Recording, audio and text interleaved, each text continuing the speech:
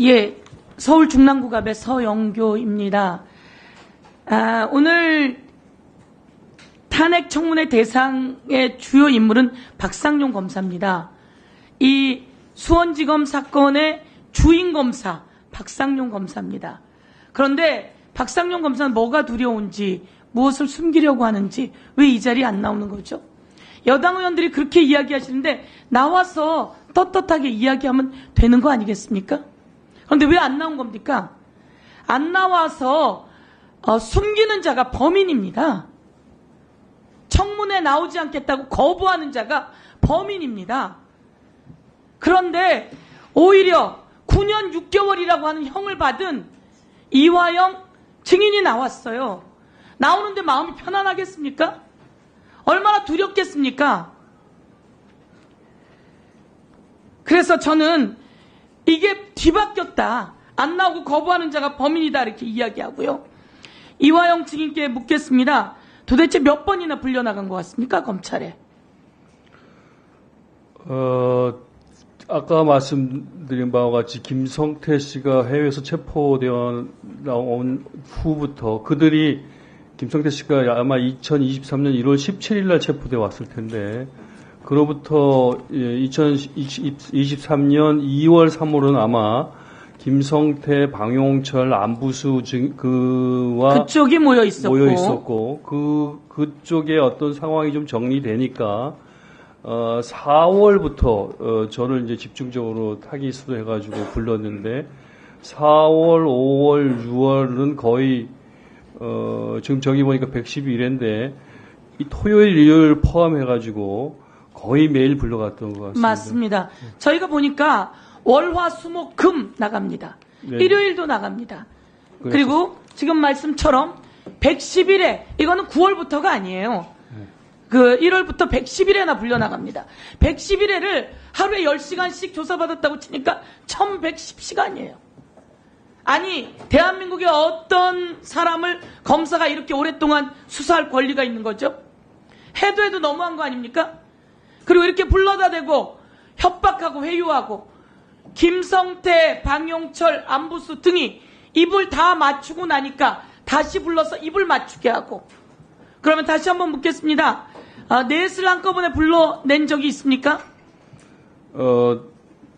저기 지금 적시되어 있는 저와 김성태, 방용철, 안부수 넷을 불러서 여러 번 대지를 했고요. 또 대지를 하지 않고 조서를 쓰지 않을 경우에도 같이 있었던 적도 불렀던 적도 있었고요.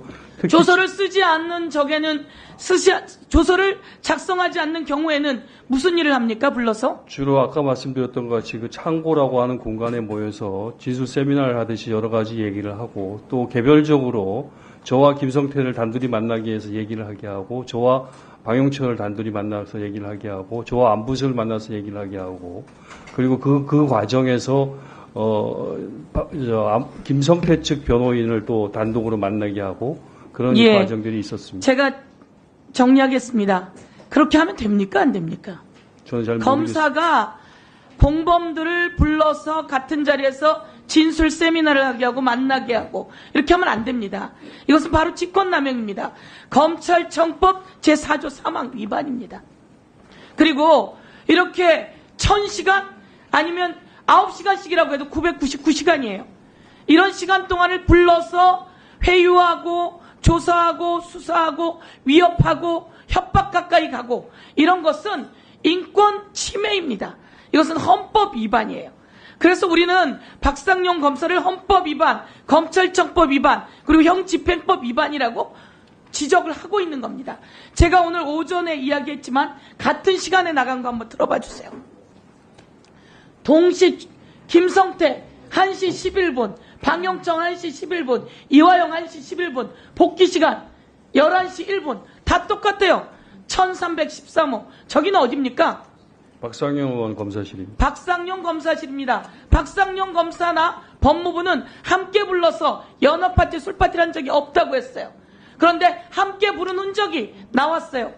가리려고 해도 가려지지 않는 겁니다. 저렇게 떡하니 똑같은 시간에 부르고 똑같은 시간에 들여보낸 것이 한두 번이 아닙니다. 많은 거 다시 한번 들어보세요. 모두게 저렇게 엄청나게 많습니다. 그리고 제가 오늘 이렇게 한번 질문할게요. 혹시 형량을 줄여줄 수 있는데 이재명에 대해서 불어라 이런 얘기 들은 적 있습니까? 여러 차례 들었습니다. 여러 차례 들었습니까? 그렇습니다. 뭐라고 이야기를 합니까? 제가 뭐 비방록에도 일부 적어놨는데 이재명 대표에 대해서 진술을 하면 제가 이재명 대표가 주범이 되고 제가 종범이 되고 이재명 대표가 제3자 뇌물죄로 기소되면 저와 지금 제가 1심에서 처벌받은 모든 내용들이 다 상쇄되고 없어지기 때문에 제가 그 상태에서 모속으로 나갈 수 있게 할 수 있다라는 제안을 받았고 또 네, 하나는 그것은 검사의 직권을 넘어선 범죄 행위입니다. 한 가지 더 물어볼게요. 가족을 혹시 데려다 주겠다 이러면서 회유한 적도 있습니까? 여러 차례 있었습니다. 여러 차례 있었습니까? 그렇습니까? 그건 어떻게 합니까? 우리 집사람을 면담을 시키겠다고 검찰청에 불러서 면담을 시키겠다고 했는데 저는 만나고 싶었는데 집사람이 계속 거부해서 안 나왔고요. 아들을 만나게 해주겠다. 아들이요. 또 같이 구속되어져 있었던 신명석 국장을 1대1로 면담시켜주겠다 해서 같이 만나가지고 또 신명석 국장의 구속 상태를 해제시켜 줄 수 있다 이런 얘기를 들었었고요. 또 다른 지인들도 1대1로 밖에서 들어와서 면담을 하고 그렇게 했었고요. 그 과정 속에서 변호사분들을 많이 만났습니다. 변호사분들이 김성태 측 변호인으로 선임되었었던 분들이 여러분들이 오셔서 다양하게 저를 개별적으로 만나서 1대1로 만나고 설득을 하면서 검찰 편을 들고 김성태 말을 듣는 것이 현재 상태에서 가장 나한테 피고인 이화영한테 유리한 상황이다. 이런 것들을 계속 원하지 않는 변호사를 데리고 와서 회유한 정황들이군요. 그렇습니다. 그러면 변호사의 조력을 받아야 되는데 그 변호사가 쫓겨난 적이 있다고 들었습니다. 검찰에서는 문자를 보내서 변호사를 오라고 했는데 그 변호사에게 주거 침입 등등 변호사 못하게 하겠다는 등등 협박하면서 박상용 검사가 쫓아냈다고 하는 내용도 있습니다. 그런 내용이 있습니까? 그런 내용이 있습니다. 설명해 보시겠습니까? 서모 변호사가 저를 위해서 검찰청에 왔는데 그 시간이 쫓겨가지고 선임계 같은 절차가 좀 미비했는데 그것을 근거로 해서 박상용 검사가 변호인 참관을 못하게 했었습니다. 그래서 현장에서 쓰겠다고 그랬는데 하여튼 고성이 오가면서 못하게 했었고 또 한 번은 그런 일도 있었습니다. 그 현직 교도관이 그런 박 검사실에서 일어나고 있는 일련의 행태에 대해서 문제점을 느껴가지고 교도관이 문제 제기를 했었습니다. 예를 들면은 방용철 피고인이 구치소에서 가지고 온 문건을 밖에서 들어온 쌍방울 직원에게 전달을 하려고 했었습니다. 그걸 이제 검사가 용인해 주니까 교도관이 이건 너무한 거 아니냐 그렇게 해서 계속 항의를 하다가 박 검사하고 아주 큰 소리로 대표랑 다투기도 하고 그런 경우도 있었습니다. 네, 수고하셨습니다. 다음은 박은정 의원님 신문해 주세요.